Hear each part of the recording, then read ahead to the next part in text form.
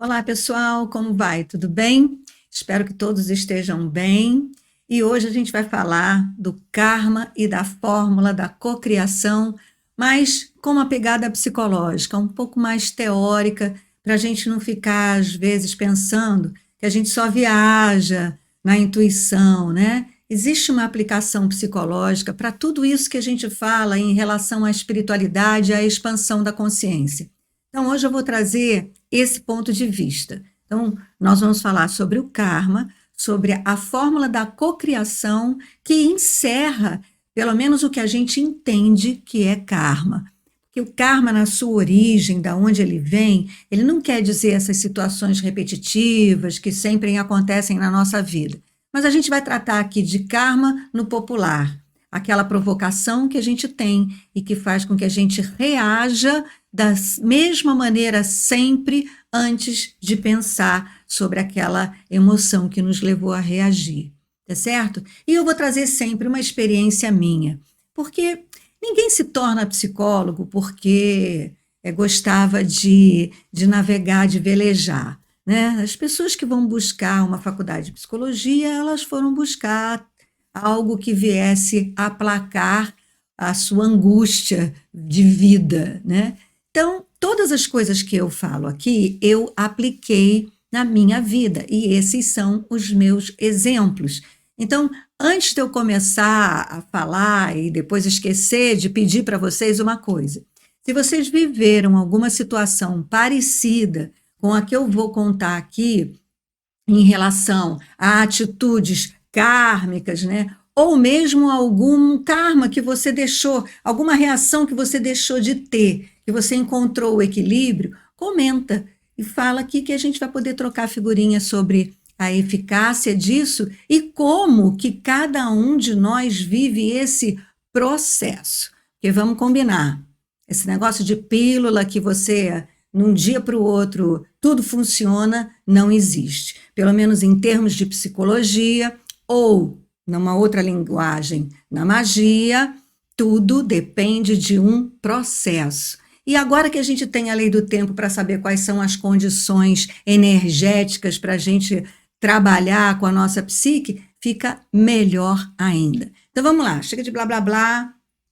Só lembrar você que dia 18, no calendário gregoriano, dia 18 de agosto, eu vou trazer aqui Mariana Matos, que vai falar de Maria Madalena, que é essa entidade feminina, a mulher de Jesus, que vem trazer para a gente essa cultura, essa ideia, para a gente começar a ancorar essa ideia e esse sentimento feminino do amor incondicional. E quando eu digo feminino, não estou dizendo que é exclusivo das mulheres, é do yin, que os homens também têm, mas em nós ela é mais evidente, né?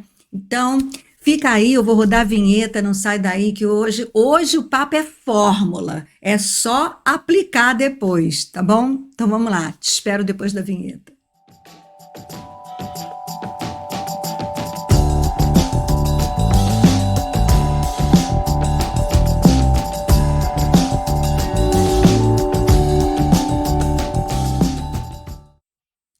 Eu não posso deixar de falar para vocês que primeiro que eu não sei se vocês já sabem, mas eu nasci professora, né? Me formei na Faculdade de Educação Física e aí fui dar aula em academias até que eu passei no concurso para o Colégio Pedro II e cumpri lá 34 anos de magistério como professora de Educação Física. E nesse lugar eu me apaixonei pela educação. Eu vi gerações e gerações de jovens crescerem e se tornarem adultos na minha frente, e isso foi extremamente cativante para mim. E por isso eu acabei fazendo uma carreira para o lado. Antes de fazer meu mestrado, eu fiz a faculdade de psicologia. Mas o que me levou para a faculdade de psicologia foi um hobby. Eu sempre fui esotérica, sempre gostei das leituras herméticas. Minha vida espiritual começou lendo Lobsang Rampa, comecei treinando fazer viagem astral, li, pratiquei yoga, enfim, foi uma estrada. E num determinado momento, eu me interessei pelo tarô. E a história está toda aqui, tem playlist. Foi quando eu queria me casar, tinha medo de ir a cartomante, comecei a jogar tarô para ver se eu encontrava o marido. Tem até esse vídeo com esse nome aqui, Como o Tarô Me Trouxe o Marido. Não só me trouxe o marido, como a experiência que eu tive com o tarô me levou para Inglaterra, aonde eu fiquei um ano acompanhando o marido, porém fazendo os meus estudos sobre o tarô. E descobri que o tarô é a codificação da Cabalá, que por sua vez tem como código a árvore da vida, que por sua vez codifica o Adam Kadmon. Quando a gente fala de Adão, a gente não está falando dessa pessoinha, Adão, com uma folha de parreira na frente do sexo, passeando no paraíso. O Adão, ele é essa configuração humana, né? Nós somos seres adâmicos. Então, existem outros seres habitantes de outras estrelas que não têm essa configuração humana. Por exemplo, Sírios, é sabido, rola aí, né, nos bastidores, que a população siriana são feitas de um arquétipo de felinos. Então, não tem essa configuração humana. Já os pleiadianos têm uma configuração adâmica, então é mais parecido com a gente.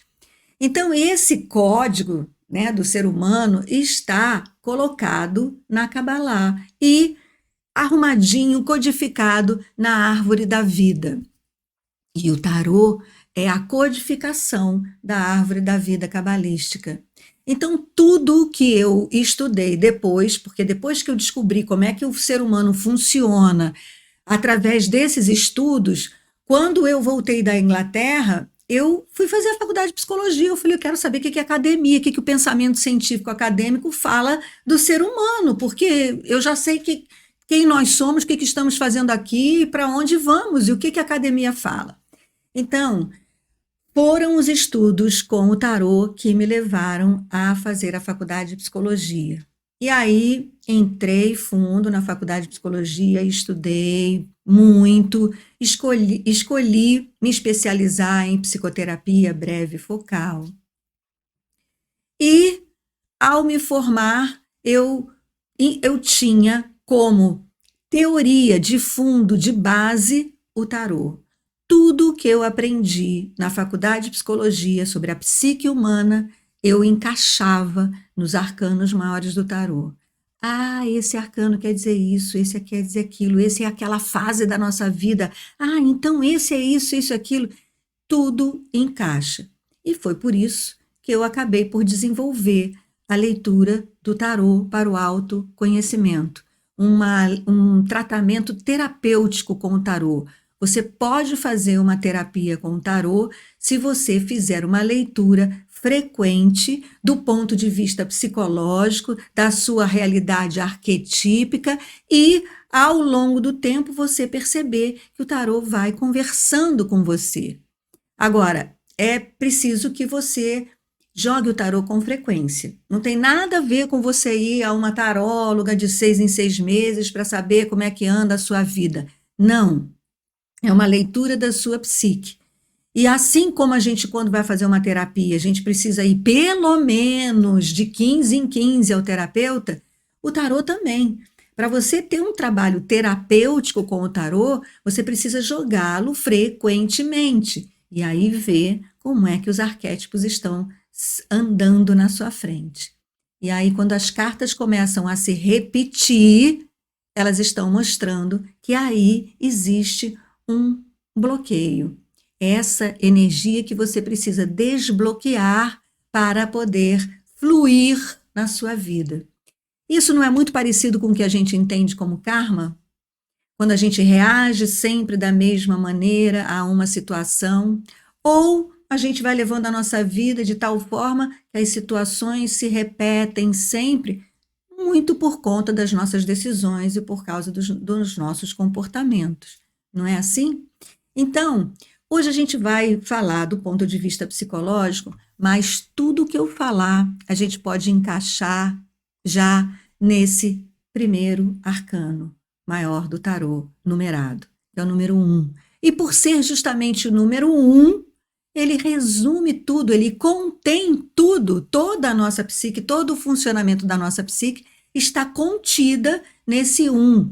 É assim que é a unidade.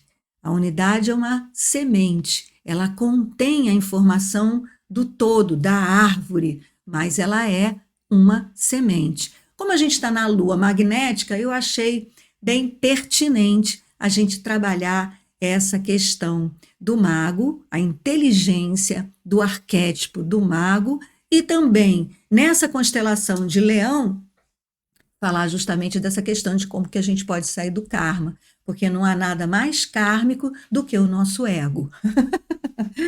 Né? Então vamos lá, eu trouxe aqui, olha, o mago.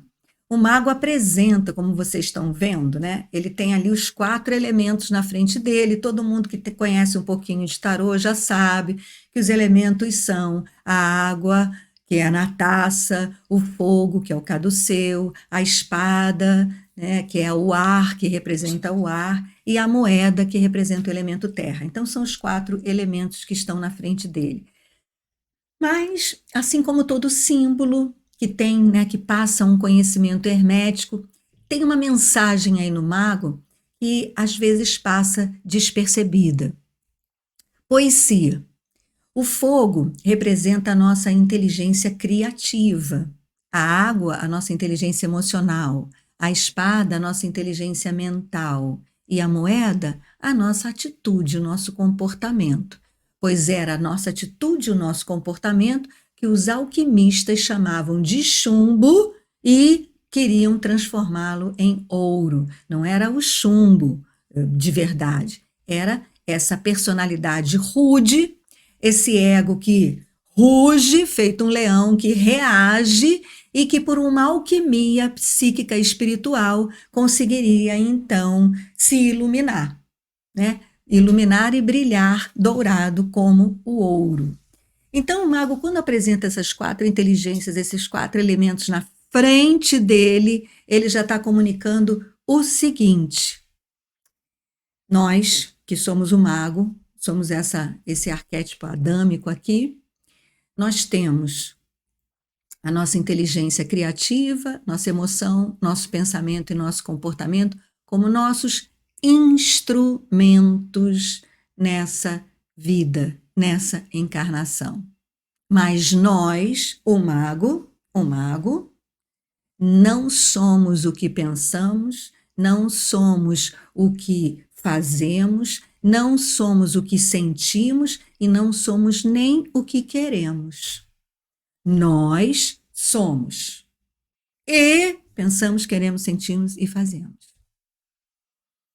Essa é a maior revelação do mago, porque logo aí, de cara, já existe o nome de Deus encarnado, que é o Eu Sou. A presença Eu Sou. Sem adjetivos, sem julgamentos, sem classificações. Essa é a nossa centelha de vida, essa divina e de vida. Esse é o nosso fractal, a centelha do todo, o fractal de Deus, esse pingo de luz divina, porque é de Deus encarnado aqui. Então nós somos e pensamos, queremos, sentimos e fazemos. E a grande magia da vida é justamente saber utilizar esses instrumentos até chegarmos à carta do mundo, que é o lugar que nós não vamos chegar agora. Já estou falando muito do tarô e eu quero mostrar outra coisa para vocês. Então, eu tenho uma apresentação aqui que eu faço, inclusive quando eu dou o curso de capacitação de professores, porque essa é uma configuração humana, né? Então, os professores meditadores laicos, eles aprendem isso. Por quê? Por que eu falei de meditação? Porque é a prática da meditação que vai fazer com que nós descolemos a nossa mente maior do que a gente sente, pensa, quer e faz. A gente desenvolve o olhar do mago, o olhar do observador. Quando a gente medita, focaliza a nossa atenção, concentra a nossa atenção na nossa respiração e começa a treinar, ver os pensamentos e não se apegar a eles, nem querer se livrar. Começa a treinar, ouvir os barulhos e não se apegar e nem querer se livrar. Começa a treinar, focalizar a atenção na respiração, a gente está desenvolvendo a consciência do mago, a consciência, o olhar do observador. Se eu desenvolver esse olhar do observador, por isso que tudo começa com a meditação, aí eu vou poder ver que eu sou feita de uma inteligência criativa, né? Eu tenho uma inteligência criativa, nós temos a nossa capacidade de criar, que nas crianças é muito desperta, depois conforme a gente vai ficando adulto, o ego vai sendo condicionado e a gente vai perdendo cada vez mais oportunidades de sermos criativos. Esse é um ponto também que pode ser muito bem explorado, mas não vou tratar dele agora.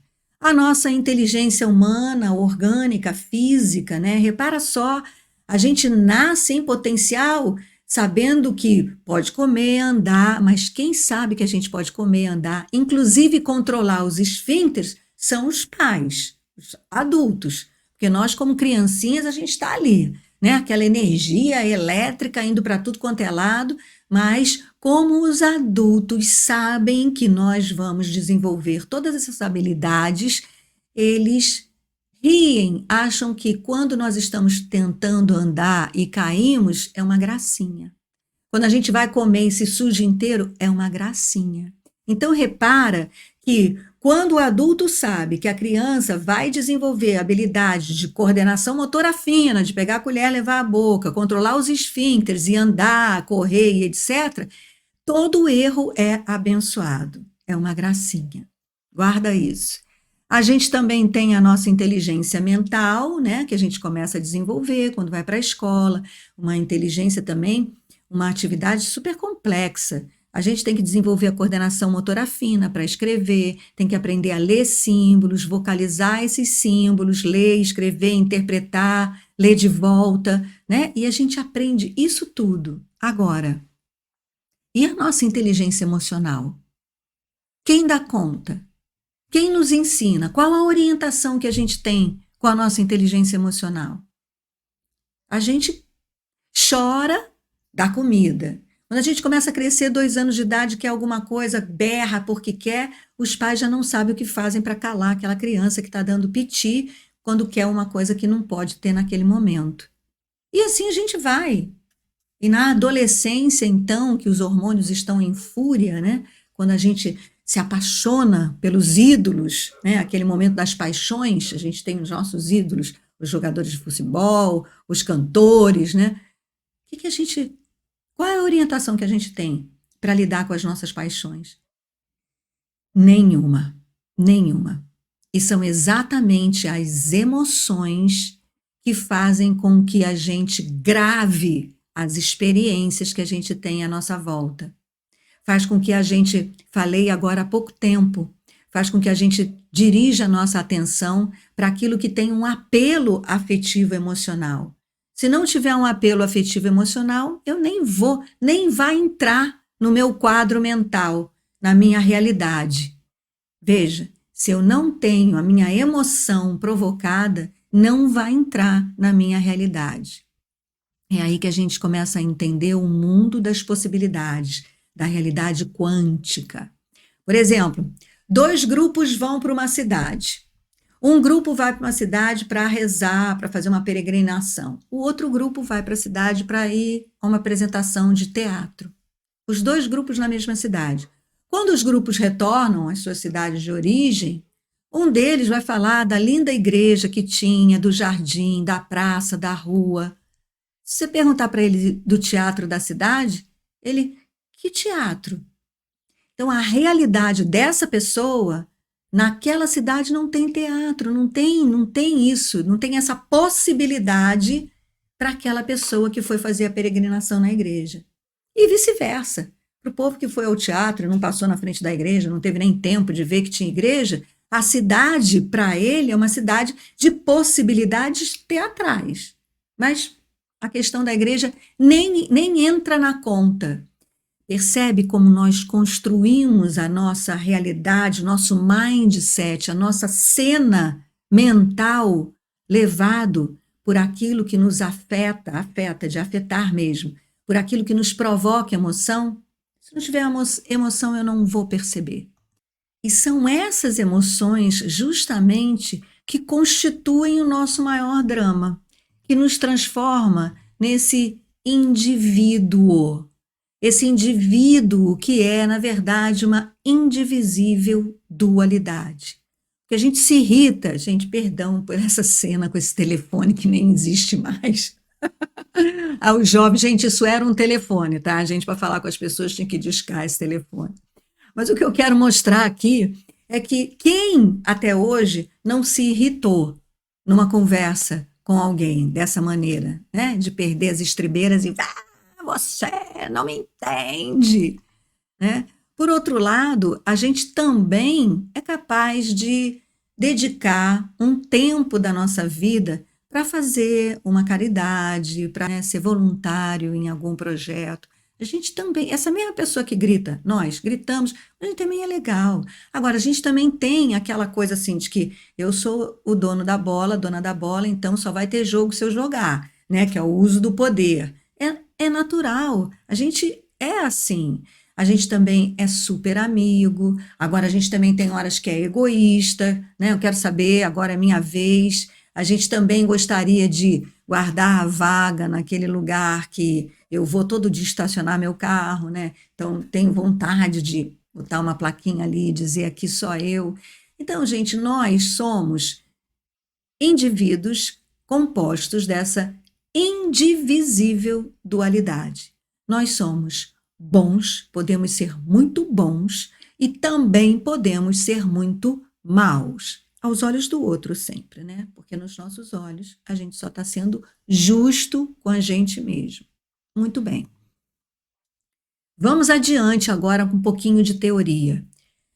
O Freud trouxe para nós essa dinâmica das pulsões dos desejos, né? Porque a gente deseja com tamanha intensidade que a gente pode chegar a tomar uma atitude egoísta ou querer exercer o poder. Sou dono da bola, que o jogo só rola se for comigo. São pulsões do desejo. Eu quero muito. E se eu tiver a possibilidade de conquistar, eu vou fazer. E se eu for boazinha, eu posso pensar em ser ética, em ser altruísta. Mas se o meu desejo for muito pulsante e a minha dinâmica psicológica não tiver estrutura suficiente para segurar essa carga emocional, eu vou conquistar de qualquer jeito. Essa é a dinâmica entre pulsões que vêm do inconsciente, essas emoções do desejo, chamada de desejo.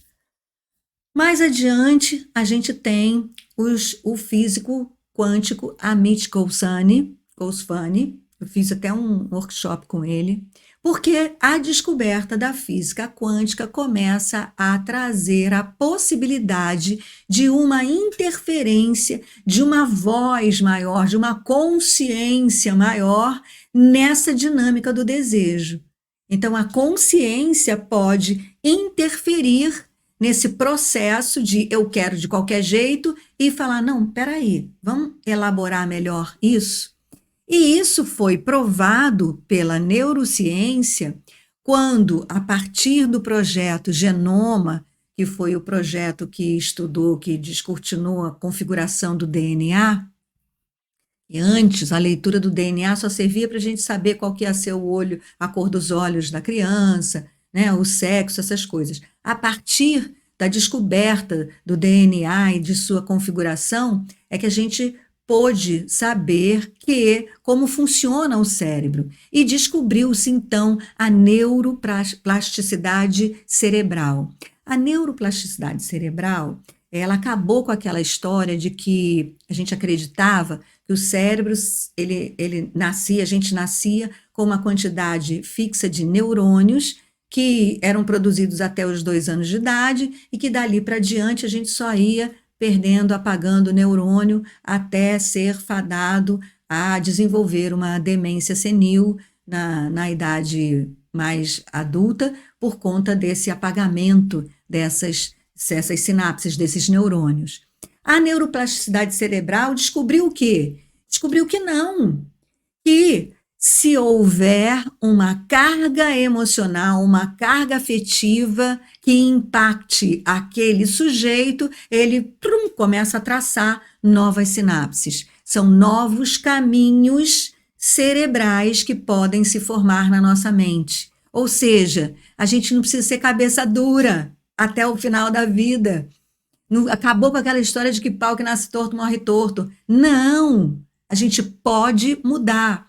Então, a gente descobriu, por exemplo, nessa leitura do DNA, que você pode ter um talento, você pode ter um componente genético, uma herança genética de um determinado talento, assim como você pode ter uma herança genética de uma determinada doença, e portar este talento e essa doença por toda a sua vida e não desencadear aquele talento e aquela doença. O que vai fazer com que aquele código se abra? Adivinha o que é? Uma experiência emocional, uma carga afetiva emocional. Então, veja a importância da gente ter uma inteligência emocional, uma educação emocional.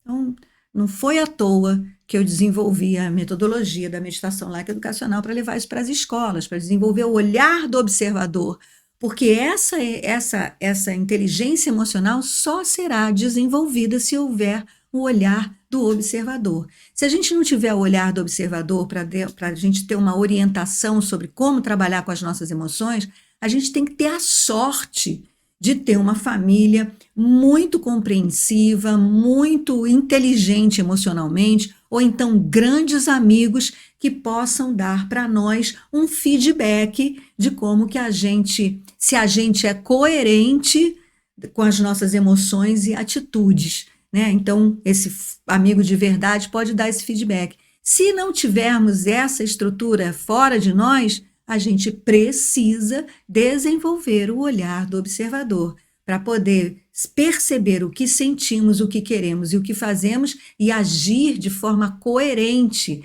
fazer esse alinhamento entre essas 4 inteligências. Experiências emocionais corretivas são aquelas que mudam o comportamento e podem corrigir situações kármicas. Por quê?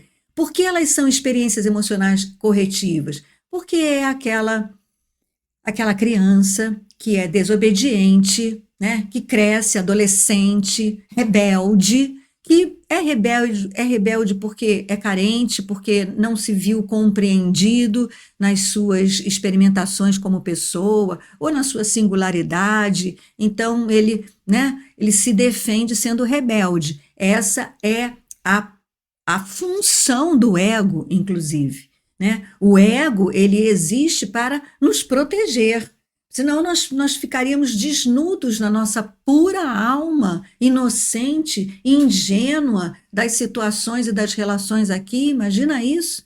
Então, o ego, ele nos protege. Então, se uma criança cresce carente, com desamor, exposta à violência, ela vai se defender com violência.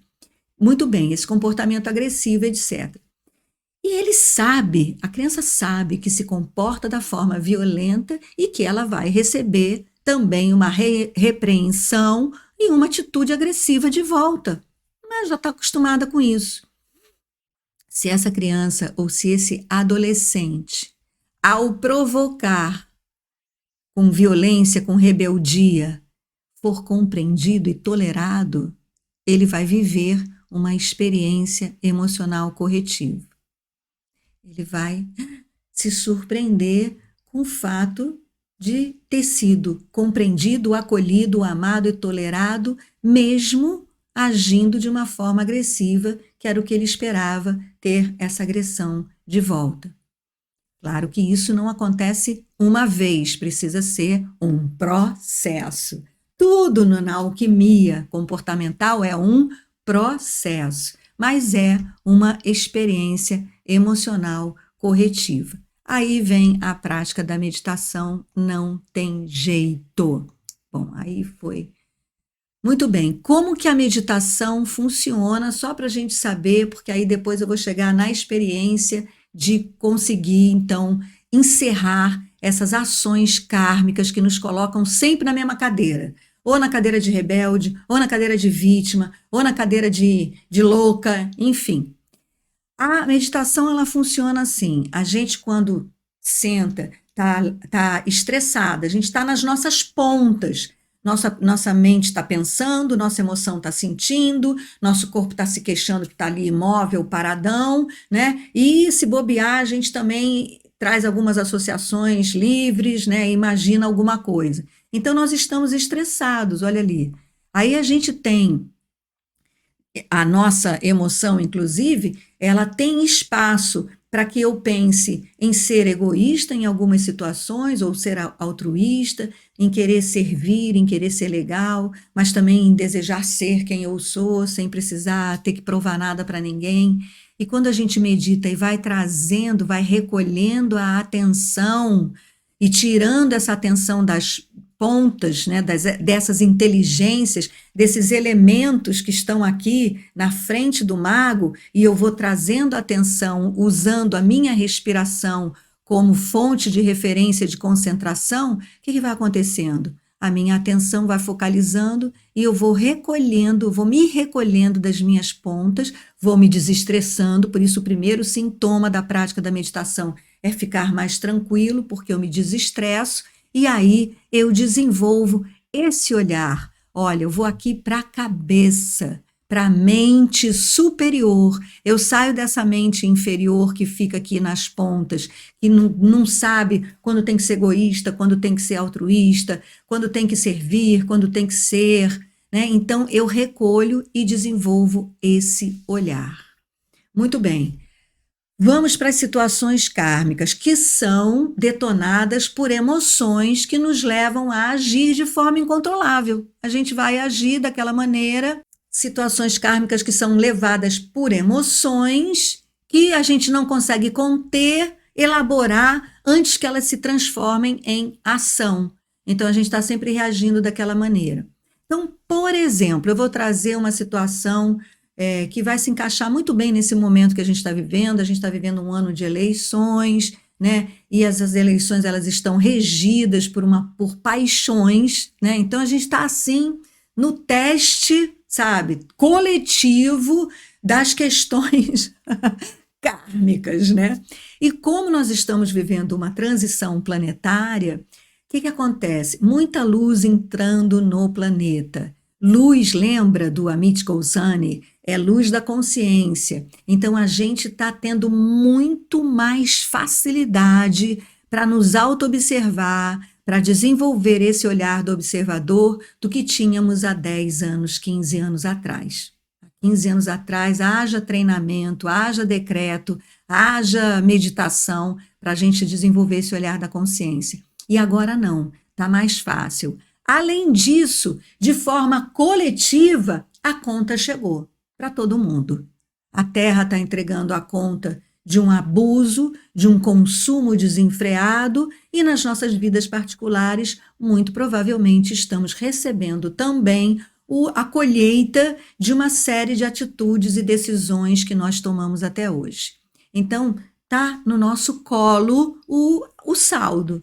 E nós temos agora também, nesse momento, já que temos essa luz da consciência, a possibilidade de agir usando finalmente a nossa consciência para arbitrarmos o que quisermos, para decidirmos o que quisermos, pois é lei divina que o ser humano detém o livre arbítrio.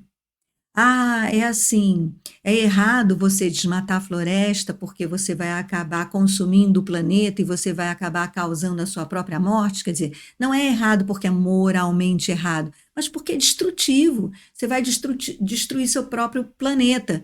Mas se você quiser fazer, você faz? Faz.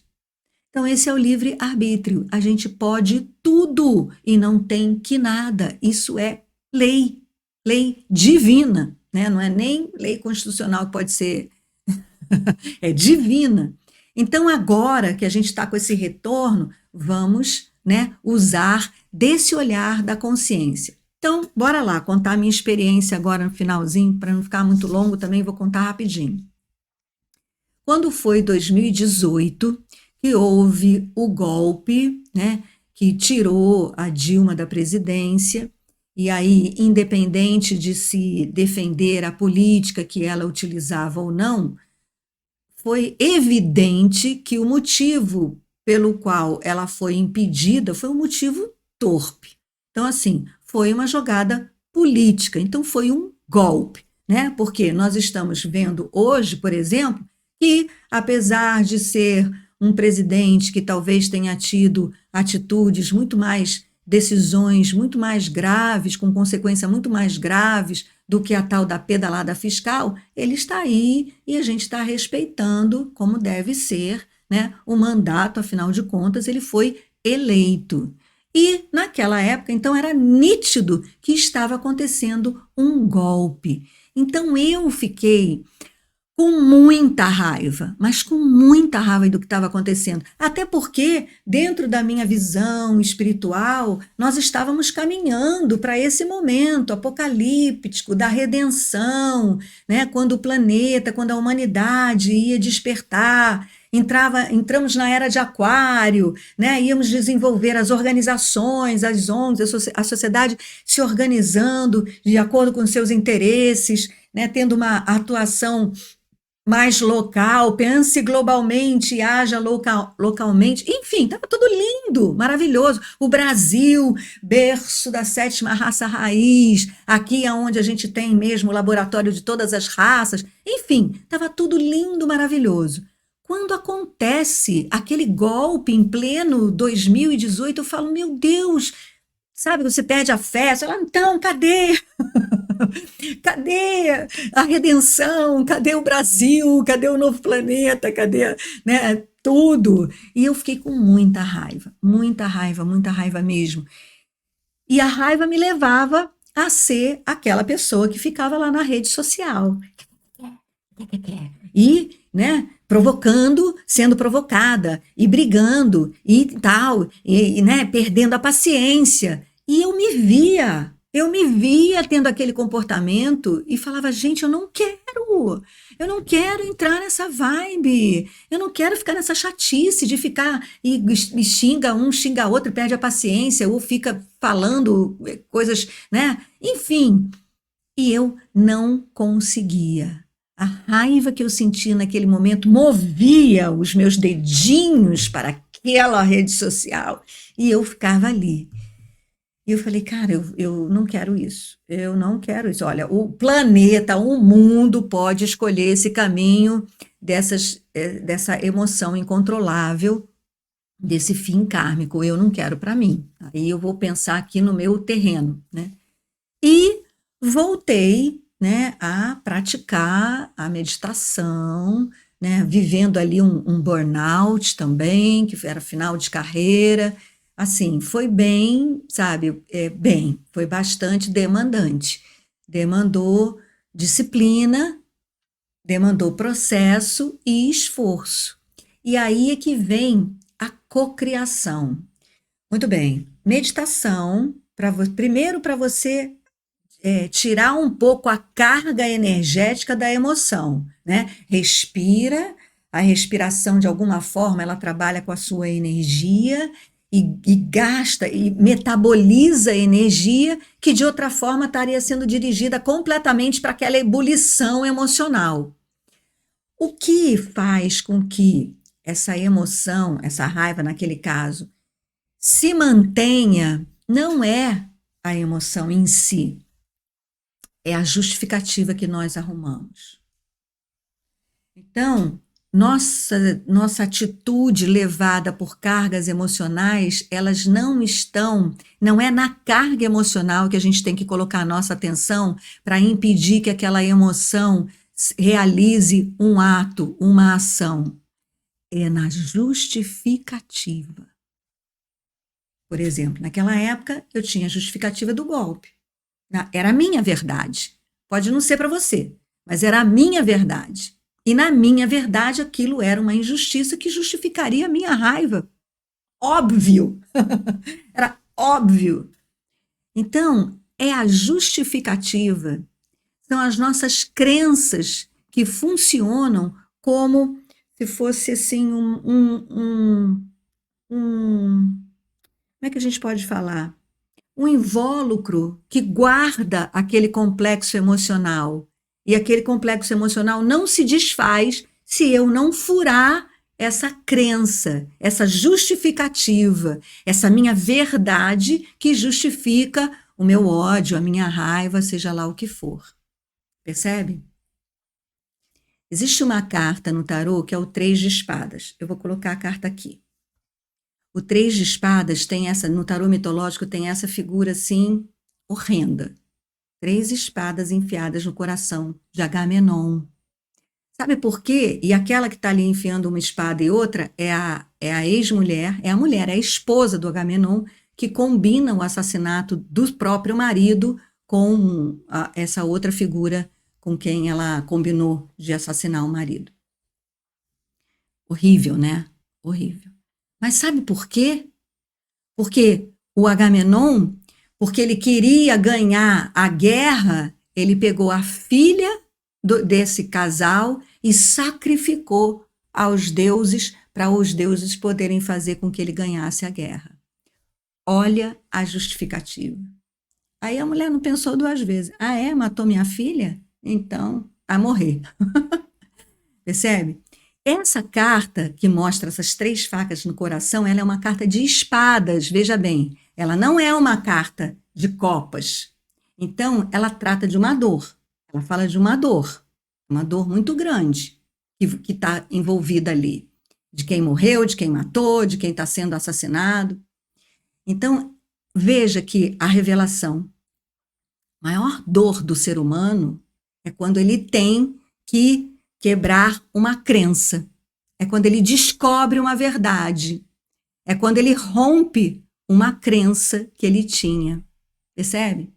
Então, se a gente quiser trabalhar com as nossas emoções, a gente tem que fazer o exercício de que, quando a emoção for acionada, numa discussão, numa relação, em qualquer evento, ambiente ou situação relacional, qual é a justificativa que você tem na sua mente para sentir aquilo que você está sentindo?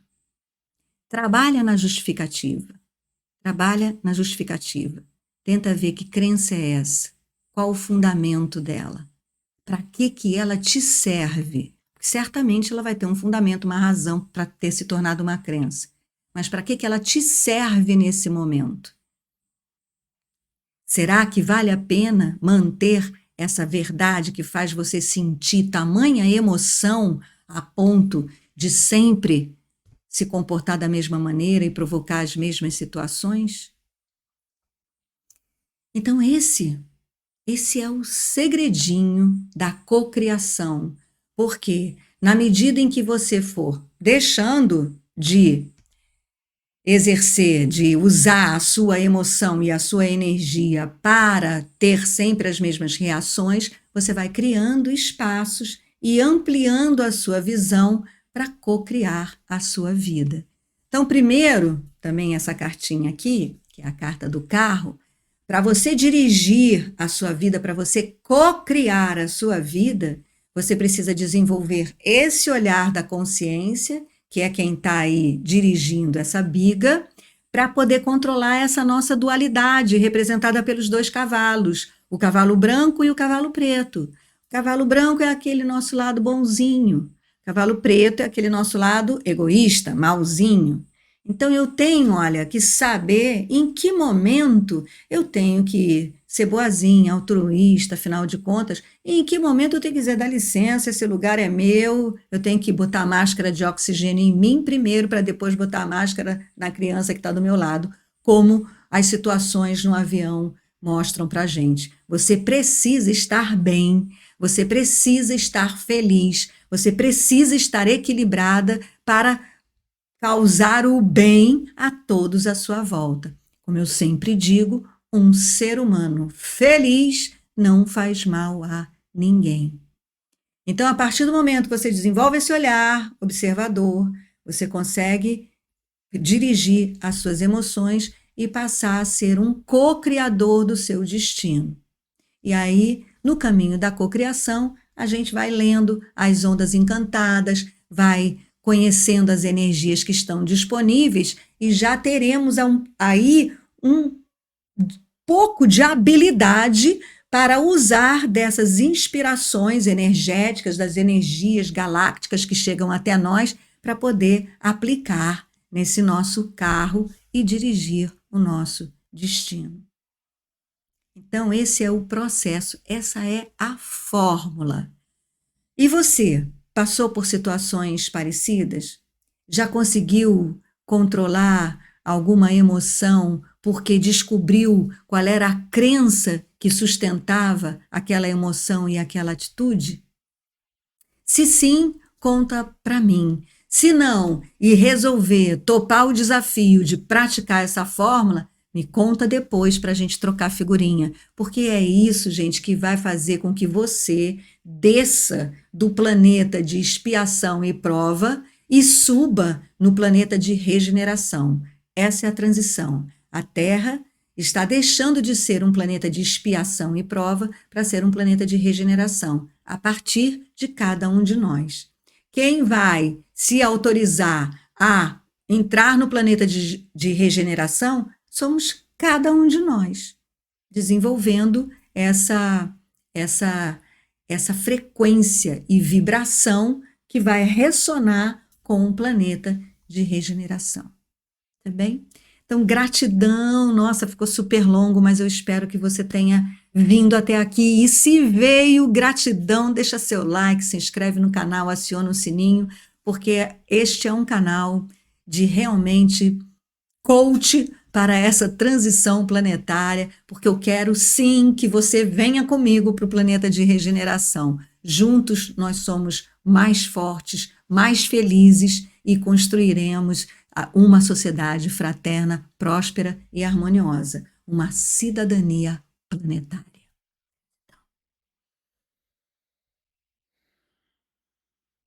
Namastê, em Lakesh. Eu sou um outro você.